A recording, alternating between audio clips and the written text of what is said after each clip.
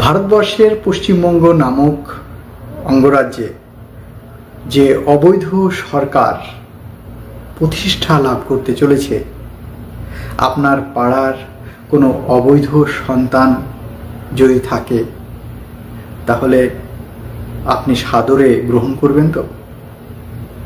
ঠিক যেভাবে পশ্চিমবঙ্গে একটি অবৈধ সরকারের জন্ম হচ্ছে এই 4 তারিখে, সেটা মমতা বন্দ্যোপাধ্যায় চতুর্থবারের জন্য মুখ্যমন্ত্রী হতে পারেন, আবার বিজেপির কোনো একজন মুখ্যমন্ত্রী হতে পারেন। তিনি কি বৈধ হবেন? সেই সরকারের সমস্ত মন্ত্রী পরিষদ, মুখ্যমন্ত্রী, আমলা সবাই কি বৈধ হবেন? না কেউ কেউ বৈধ হবে?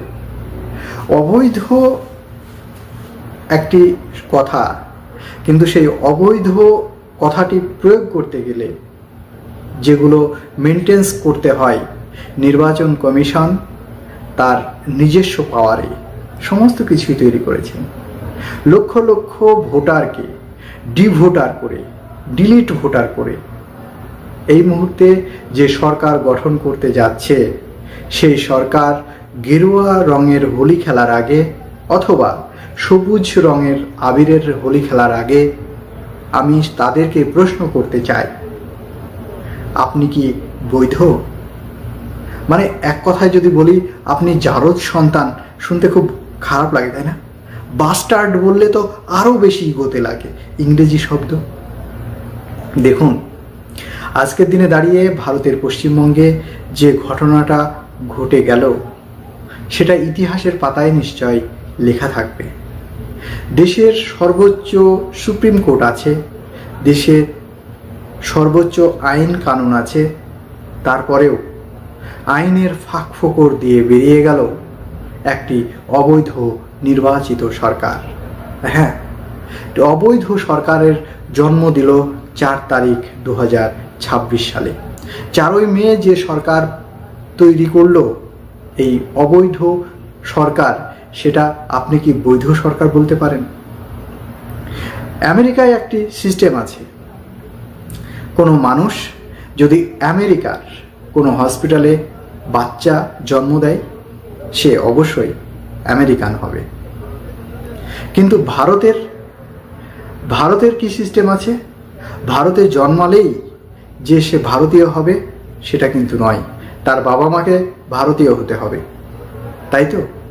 বাবা অথবা মাকে ভারতীয় হতে হবে, তাই তো?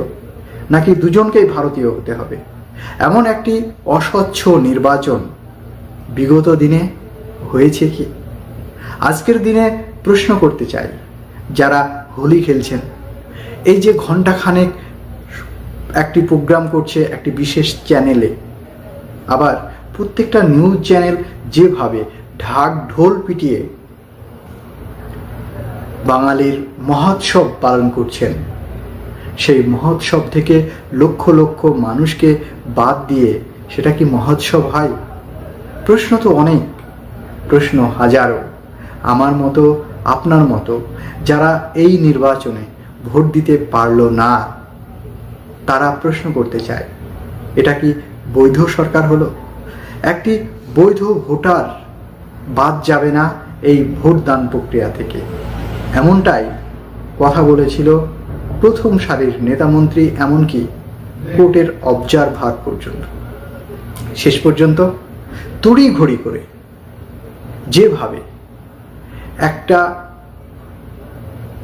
অবৈধ কোনো একটা কাজ, সেটাকে সমাপ্ত করার জন্য, তড়িঘড়ি সেটাকে শেষ করার জন্য যে প্রক্রিয়াগুলো নেন শাসক দল, ঠিক একই রকমভাবে কেন্দ্রের শাসক দল একই প্রক্রিয়া নিয়ে আজকে বাংলার লক্ষ লক্ষ সঠিক ভোটারকে আজকে ডিভোটার করে দিল, আর জন্ম দিল একটি বাস্টার্ড সরকার। হ্যাঁ, এটা আমি জোর গলায় বলছি। আজকে পশ্চিমবঙ্গে যে সরকার গঠন হতে চলেছে, সেই সরকার হচ্ছে একটি বাস্টার্ড সরকার। আমার কথার কেউ যদি ডিবেট করতে চান, অবশ্যই আপনার সঙ্গে আমি ডিবেটে বসতে চাই, কিন্তু একটি সঠিক মানুষকে তার 18 বছর পূর্ণ হওয়ার পরে ভোটদানের যে নৈতিক অধিকার, যে সাংবিধানিক অধিকার, সেই অধিকারকে খর্ব করে, সেই অধিকারকে হরণ করে যে নির্বাচন কমিশন আজকে 4 মে 2026 নির্বাচনের ফল ঘোষণা করল, সেই সরকার অবৈধ সরকার, সেই সরকার জারদ সরকার, সেই সরকার বাস্টার্ড সরকার, সেটা তৃণমূল কংগ্রেসের সরকার হোক, সেটা বিজেপির সরকার হোক। আমি এটা জোর গলায় বলবো। সুপ্রিয় দর্শক, আজকে ভারতবর্ষের মতো বৃহৎ গণতান্ত্রিক একটি দেশ, যে দেশ সারা পৃথিবীর মানচিত্রে একটি বৃহৎ অংশ নয়, যে দেশ গোটা পৃথিবীর কাছে মাথা উঁচু করে বলতে পারে আমরা ভারতবাসী, সেই ভারতবাসী হিসেবে আমরা জানতে চাই ভারতবর্ষের সর্বোচ্চ কোর্ট এর থেকে শুরু করে নির্বাচন কমিশন থেকে শুরু করে রাষ্ট্রপতি পর্যন্ত তাদের কাছে আমি প্রশ্ন রাখতে চাই, একটি সঠিক নির্বাচন করার যে প্রক্রিয়া, সেই সঠিক নির্বাচন করতে ব্যর্থ হয়েছে ভারত সরকার। এটা আজ নয় কাল প্রমাণ হবে। এই ব্যাপারে বিন্দুমাত্র সংশয় থাকবে না, সেই সংশয় নিশ্চয় কেটে যাবে। তবে বাংলার মানুষের সঙ্গে এই প্রবঞ্চনা কেন? নির্বাচনটা কি এতটাই আবশ্যিকতা ছিল? রাষ্ট্রপতির হাতে বিশেষ ক্ষমতা আছে,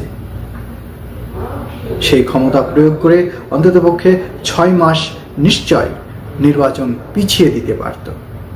কিন্তু রাষ্ট্রপতির হাতে যদি 6 মাস নির্বাচন পিছিয়ে দেওয়া যেত, তাহলে এই যে সঠিক ভোটাররা ভোট দিতে পারল না, তারা যদি সঠিক প্রমাণ করে ভোট দানে অংশগ্রহণ করত, তাহলে হয়তোবা বিজেপি ক্ষমতায় আসবে না, এমনটাই অনুভব করেছিল কি নির্বাচন কমিশন? তাহলে নির্বাচন কমিশন কি বিশেষ দলের পক্ষপাতিত্ব নিয়ে কার্যকলাপ চালিয়ে গেল আর বাস্টার্ড সরকারের জন্ম দিল পশ্চিমবঙ্গে? সুপ্রিয় দর্শক, আজকে আমরা অত্যন্ত হতাশাগ্রস্ত। আপনারা যারা ভোট দিতে পারলেন না, হয়তোবা আগামী দিনে নিশ্চয় ভোট দিতে পারবেন, কিন্তু আপনার মনের ভিতরে যে কালিটা লেগে গেল, যে কালিটা আঙুলের মাথায় লাগার কথা ছিল, সেই আঙুলের মাথার কালিটা হয়তোবা 1 মাসের মধ্যে উঠে যেত, কিন্তু মনের ভিতরে যে কালিটা নির্বাচন কমিশনার জোর করে লাগিয়ে দিল, সেই কালি কি আর মুছবে? মুছা কি সম্ভব? আমার তো মনে হয় না। নির্বাচন কমিশন একটি স্বাধীন স্বতন্ত্র সংস্থা, সেই স্বাধীন স্বতন্ত্র সংস্থা প্রত্যেকটা মানুষের পক্ষ নিয়ে কাজ করা উচিত ছিল। আজকে ভারতবর্ষের মতো বৃহৎ গণতান্ত্রিক দেশের সবচাইতে কালো অধ্যায় সূচনা করে দিল পশ্চিমবঙ্গের এই নির্বাচনে। আমরা প্রশ্ন করব কাকে? আজকে যখন বিভিন্ন কোর্টগুলোর কাছে দিনের পর দিন লাইনে দাঁড়িয়ে সাধারণ মানুষ একটু একটু করে শেষ হয়ে যাচ্ছে, কোথায় মানবাধিকার? কোথায় ভারতের গণতন্ত্র? এই গণতন্ত্রের জন্য হাজার হাজার বীর শহীদ হয়েছেন। আমরা প্রশ্ন রাখতে চাই, জি ওয়ার্ল্ডের পক্ষ থেকে আপামর ভারতবাসীর কাছে প্রশ্ন রাখতে চাই, তাহলে গদি মিডিয়ারা যেভাবে ফুলিয়ে ফাঁপিয়ে খবর সম্প্রচার করে তারা ভিউ কামাচ্ছে, যারা টাকা রোজগারের জন্য মিথ্যা খবর ছড়াচ্ছে, তাদেরও তো বিচার হওয়া দরকার আছে। তাদের বিচার করবে কে? স্বয়ং নির্বাচন কমিশন যদি পক্ষপাত দুষ্ট হন। সেই কারণে আমি মুস্তফা সিরাজের একটি গল্পের কথা মনে পড়ে যাচ্ছে, নোনা জল।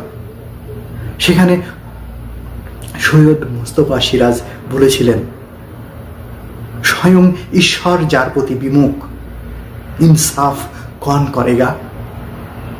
তাহলে নির্বাচন কমিশনারই যখন আমাদের মতো সাধারণ ভোটারদেরকে ডিভোটার করে দেয়, তখন প্রশ্নটা কি একেবারেই রাখতে পারবো না, বলতে পারবো না আমরা? স্বয়ং ঈশ্বর যেভাবে মোস্তফা সিরাজের নোনাজল গল্পে বিমুখ হয়েছিল, তাহলে আমরা বিচার দেব কোথায়? সুপ্রিয় দর্শক, আপনাদের কাছে বিচার দিলাম। আপনারা অবশ্যই একটি সঠিক কমেন্ট করে